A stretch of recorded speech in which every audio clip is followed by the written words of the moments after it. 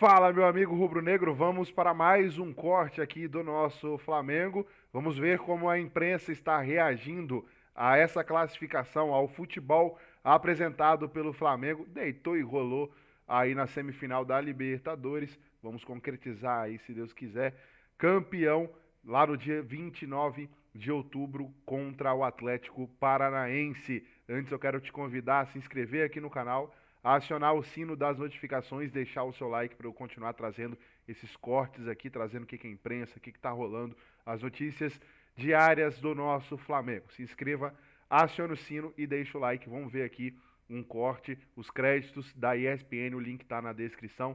E no comentário fixado, vamos lá com um corte aqui. Obrigado aqui acompanhando o programa, companheiro querido, né, que a gente teve a oportunidade de trabalhar tantos anos com ele. O Flamengo chega à decisão da Libertadores da América com a melhor campanha da história da Libertadores em uma edição. São 12 partidas com 11 vitórias e apenas um empate. A Libertadores já teve 7 campeões invictos. Dos 7, apenas o Estudiantes de La Plata, de 1969, ganhou o troféu vencendo todos os jogos. Mas um detalhe, eram apenas 4 jogos naquela oportunidade na Libertadores. Depois, na década de 70, o Boca Juniors venceu invicto com 6 partidas disputadas. O Corinthians, de 2012, foi o único a entrar em campo mais de 10 vezes para conquistar a Libertadores de 12 de maneira invicta. Foram 14 partidas com 8 vitórias e 6 empates. Se for campeão invicto, o Flamengo disputará um jogo a menos, 13. Por quê? Agora é final única. Mas o Flamengo tem aí um empate. E tem também a defesa menos vazada da competição. São 8 gols sofridos, 7 a menos do que o Atlético Paranaense, e é o artilheiro da Libertadores que acabamos de mostrar aí, o Pedro, com 12 gols. Ou seja, Zinho, independentemente do título, se vier ou não, já é uma campanha extraordinária. Extraordinária. E tem nome para isso. Tem nome para isso. Acabou de falar aí no programa, Dorival Júnior. Ele chega, recupera esse time, monta um sistema tático diferente. O Pascoal falou e muito bem. Não sei se o Bruno Henrique não tivesse machucado, se o Pedro teria essa sequência. Mas acho que o sistema de jogo poderia ser o mesmo. Não precisava o Bruno Henrique ficar lá aberto na esquerda. Ele pode jogar por dentro também, pertinho do Gabigol. E os dois foram campeões 19 jogando muito, jogando demais. Então, não acredito que não renderia o que está rendendo se o Bruno Henrique está jogando e o Pedro não. Seria mais ou menos a sequência. Mas, na verdade, pede-se o Bruno Henrique e todo mundo achava que ia jogar o Everton Cebolinha. A vinda de Everton Cebolinha e Vidal, a fala era, opa, o Flamengo agora já tinha um elenco bom, já tinha um time bom, agora com o Vidal entrando ali. E ele recupera o Thiago Maia, conversa com o Thiago Maia. Tô nem falando de João Gomes, hein? João Gomes já era titular, com o Paulo Souza, oscilava, tirava daqui, tirava dali. O Rogério Ceni que colocou ele mais também. Mas é com Dorival também que ele mantém esses 2 volantes. Tô citando o nome de alguns jogadores porque normalmente o crédito é dado mais aos atletas e merecidamente. É eles que dentro do campo resolvem. Mas precisa de um treinador. Precisa de um treinador para fazer uma gestão de grupo. E o Pedro acabou de falar. O Pedro mesmo falou, o Dorival chegou, me chamou, teve uma conversa comigo muito boa, me deu sequência, me deu confiança e eu voltei a ser o que eu sempre fui. Ou seja, ele deposita ao treinador o bom momento dele. Então, o bom momento de Rodinei, de Léo Pereira, aqui a gente vai discorrer e falar de vários jogadores. O próprio Gabigol, que está jogando muito bem, fazendo uma função diferente. Muito mais participativo, muito mais obediente taticamente, muito mais maduro. É o Dorival que convence ao Gabigol a fazer uma função diferente de não ser o homem lá da frente, o protagonista dos gols. Tá perdendo alguns gols, mas está sendo um garçom várias vezes para o Pedro. E entendeu que os dois se completam. Quem fez isso? Dorival Júnior. Então, assim, é muito mérito do Dorival, essa campanha maravilhosa, independente se vai ganhar o título ou não, mas é uma campanha espetacular, chega com mérito, chega muito forte. Ah, se o jogo fosse hoje, eu falaria que o Flamengo é até um pouco favorito, ou é favorito. Agora é um jogo único, é campo neutro, e é o Filipão do outro lado, e é um time guerreiro, é um time sólido também, forte o Atlético Paranaense.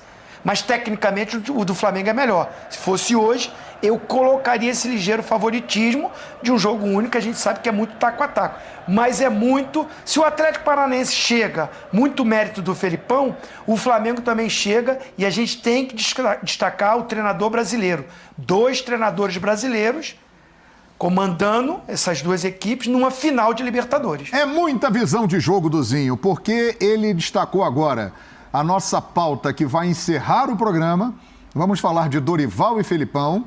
E ele encaminhou a pergunta que vem aí, sobre favoritismo. Olha lá, o Zinho só servindo, ó, e deixando a gente na cara do gol. Qual é a pergunta, hein, produção? Manda pro ar.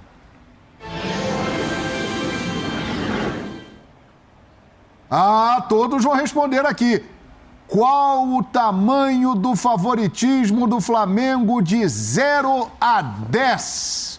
Para dar uma notinha aí do tamanho do favoritismo. Eu começo com você, craque Silas, aí no Morumbi, falando em Libertadores, Morumbi, Libertadores, Morumbi, tem tudo a ver. Então, já que o assunto é Libertadores, final de Libertadores, qual é o tamanho do favoritismo do Flamengo de 0 a 10, Silas? Olha, João, foram 3 jogos, né? 0 a 0, 5 a 0, né? E depois 1 a 0.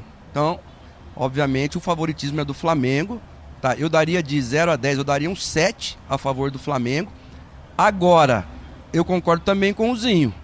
É um jogo só, né? O Alex Santana melhorou muito depois que ele chegou. É um jogador hoje tão fundamental quanto é o Fernandinho. O Thiago Heleno lá atrás, esses 3, mais o Pablo, por experiência, são as bases dentro do campo. O Filipão é a base fora do campo, muito grande por sinal. E o menino Vitor Roque, se a Copa do Mundo fosse o ano que vem, nós talvez estaríamos falando, por que não? Levar um menino, a seleção sempre leva um menino jovem, uma revelação. Agora, o favoritismo, João, de 0 a 10, eu daria 7 para o Flamengo. Perfeitamente para você, Breler Pires, de 0 a 10. 6 para o Flamengo. Fosse aquele Flamengo pré-2019, um Flamengo que não era malvadão na Libertadores... Não, era bonzinho. Eu tenderia a apostar no Atlético Paranaense, mesmo com o Flamengo tendo o melhor elenco.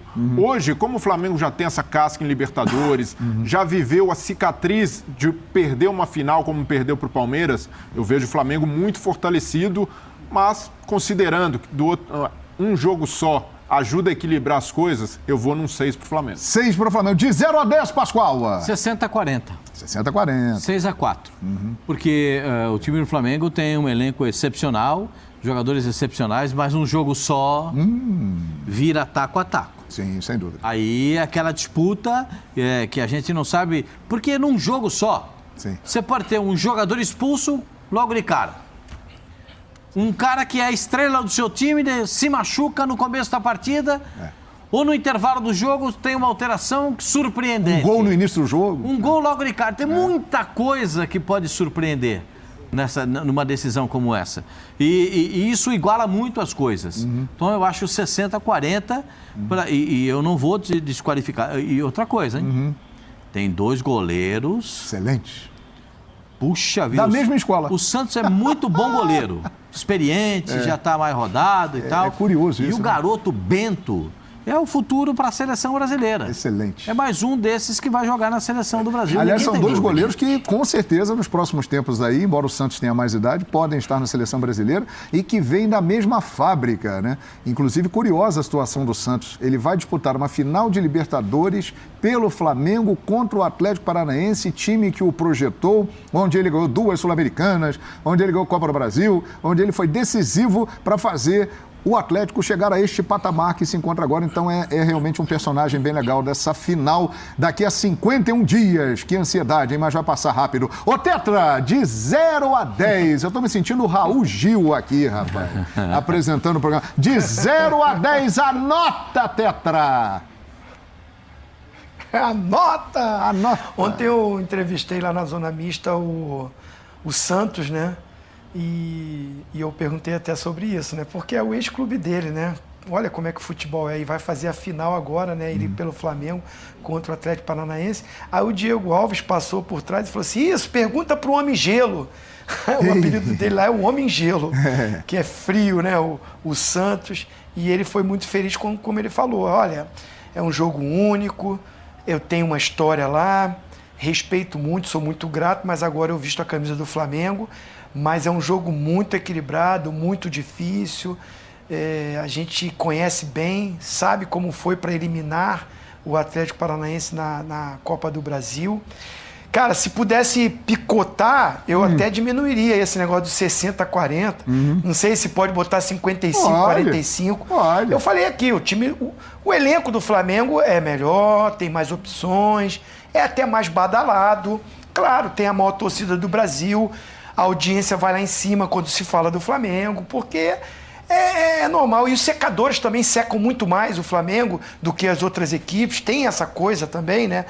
Desperta o ódio, a paixão, o amor. O Flamengo, quando tem essas enquetes aí, não é mole, né?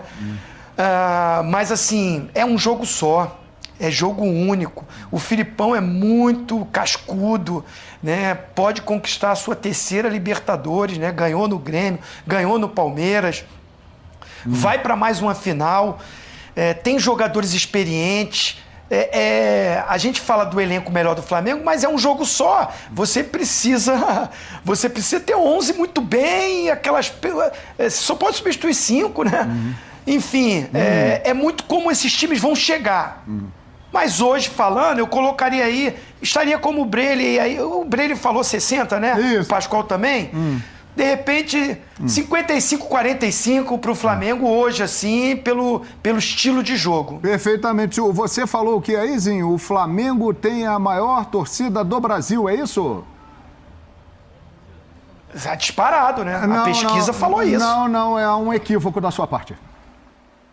Você está equivocado. Está equivocado. Mudou? Acabo de receber uma informação aqui do nosso grupo da redação. Há uma atualização na pesquisa de torcidas do Brasil. Atenção, hein? Saiu o resultado hoje. A partir da noite de ontem, o Atlético Paranaense tem a maior torcida do Brasil. É isso, a informação é essa, atenção. Por quê? Tem um detalhe aqui na informação que eu recebo. A exceção de torcedores de Coritiba e Paraná Clube, o resto todos com o Atlético Paranaense. Então o Furacão tem a maior torcida do Brasil. É isso, a realidade é essa. Vamos para a vinheta. Lógico que ele estava dando uma gastada aí, né? Vai ser um jogo difícil, o Flamengo é favorito, mas tem nada a ganho. Deixa aqui a sua inscrição, o seu like, tamo junto e até o próximo corte aí.